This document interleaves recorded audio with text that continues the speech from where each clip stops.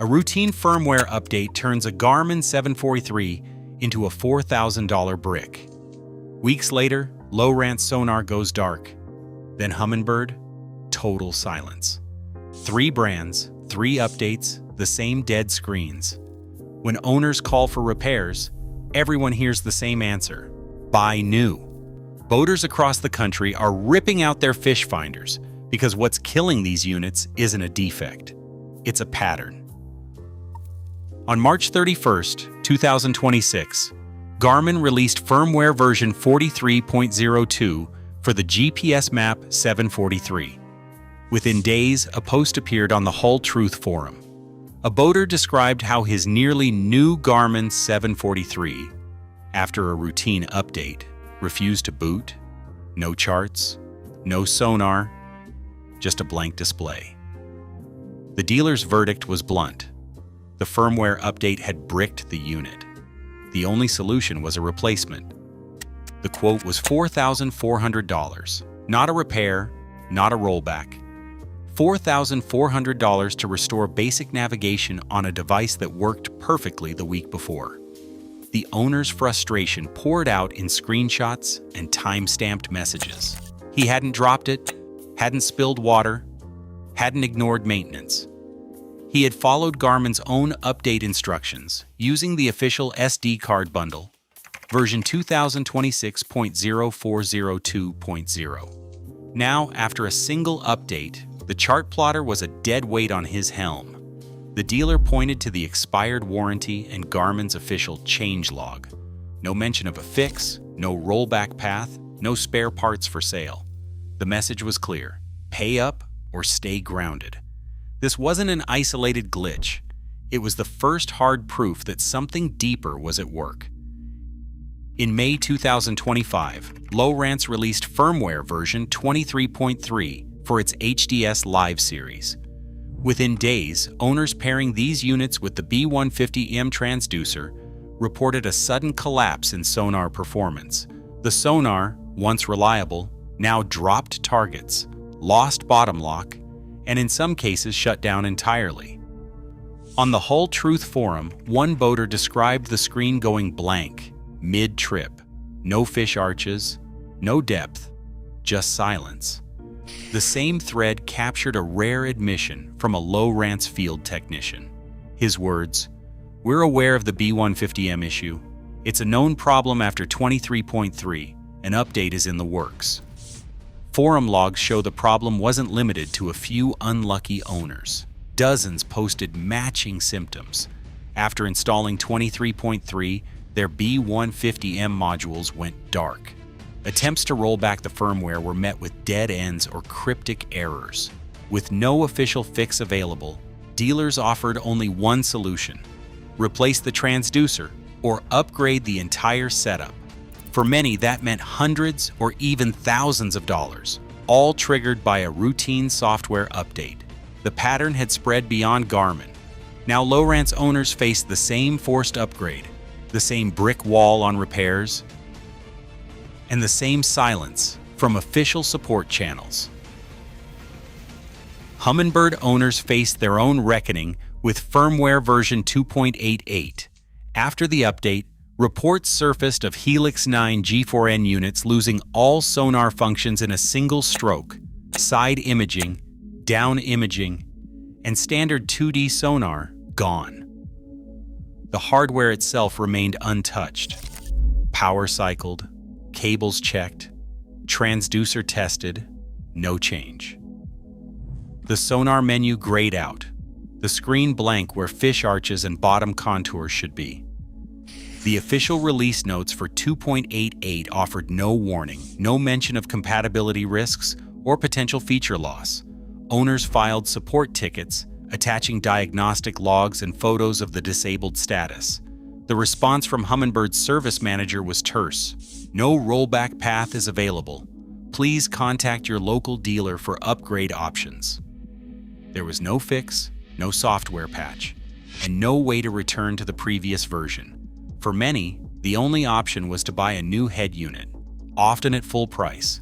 3 brands, 3 updates, 3 stories of sudden, total failure. The The pattern was impossible to ignore. Owners trying to fix their own chart plotters or fish finders quickly run into a wall.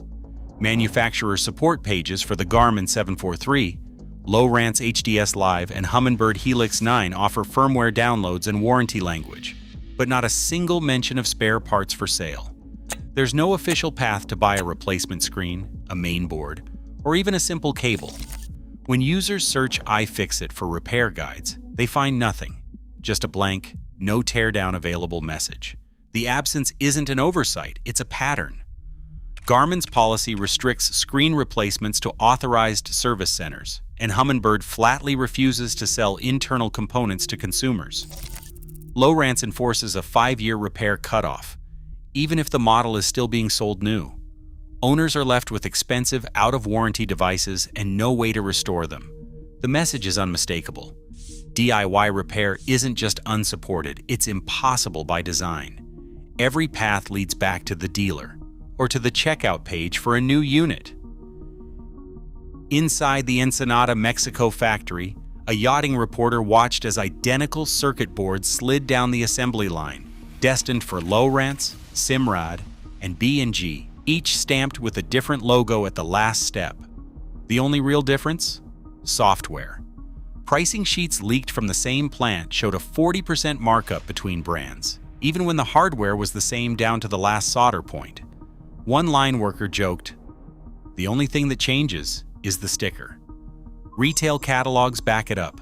A Lowrance HDS Live, Simrad NSS Evo 3, and B&G Zeus 3 all list within a few $100s of each other at the entry level. But the top-end B&G fetches nearly $1,000 more for the same internals. The reporter's notes from Ensenada describe engineers flashing different firmware images onto the same board, locking features behind software paywalls and brand-specific menus. For boaters, that means paying a premium for what amounts to a digital gatekeeper. The profit isn't in the hardware, it's in the artificial barriers that keep owners locked to a single ecosystem, forced to pay more for the same silicon. Chart data. Once a one-time purchase or even free, now comes with a recurring bill. After Garmin acquired Navionics in 2017, the annual subscription for Navionics Plus charts jumped from around $15 to $50 in less than a decade. Archived pricing pages confirm the steady climb, with the $50 fee now standard for basic coverage, no premium layers, no extras. The free online chart viewer disappeared, and support for third-party platforms like Furuno was quietly dropped. For owners who just paid thousands for new hardware, this means the spending never stops. Each season brings another invoice just to keep the map on screen. Boaters locked into Garmin's ecosystem have no alternative. Switching brands means buying new hardware and starting over. The subscription squeeze is not a side effect. It is the business model. Software control ensures that even after the hardware is paid off, the meter keeps running, year after year. January 2026 brought a shock to Humminbird owners running mixed-generation helms. Firmware version 5.060 for the one-boat network rolled out with a single line buried in the changelog. Updated network compatibility for Solix G3. The update hit without warning. Owners who had paired brand new Solix G3 units with older G1, G2, or Helix models woke up to find their entire network gutted. Displays that once shared sonar, waypoints, and mapping data now showed blank menus and grayed out options. The one-boat network designed to link everything on board had been split in two, new and old, with no bridge between them. One owner tallied the cost on a forum post. Lost $7,800 in gear overnight. Dealer says I need to replace every older unit or run two separate networks. There is no fix. The update didn't just remove a feature, it forced a choice: scrap the legacy gear or break up the helm. Service centers pointed to Humminbird's own support notes. No rollback, no patch, no parts for sale. The only path forward was a full replacement. For dozens of boaters, years of investment vanished with a single firmware push. The damage was total, and there was nowhere left to turn. Legislators and regulators are beginning to fight back. In Delaware, Senate Bill 2025-34 passed in February 2025, making it the first state law in the United States to target planned obsolescence in marine electronics. The bill requires manufacturers to provide firmware rollback instructions and to keep repair schematics available for at least 10 years. Speaking before the vote, Senator Maria Lopez warned, "Our fishermen and charter operators cannot afford a device that becomes a paperweight after a single update." Across the Atlantic, the European Union has taken its own stand. The updated Right to Repair Directive, set to take effect in September 2026, mandates a minimum 5-year software support period for marine navigation equipment and obliges manufacturers to publish repair manuals for every detachable module. Non-compliance can trigger fines up to €200,000 and even product bans. The directive singles out chart plotters and fish finders as high-priority categories for enforcement. France has gone further, making planned obsolescence a criminal offense. Under the French Consumer Code, companies found intentionally shortening product lifespans face penalties of up to €300,000 and 2 years in prison for executives. The watchdog group HOP has already filed a formal complaint against Garmin, arguing that firmware throttling on older devices violates Article L. 219-4.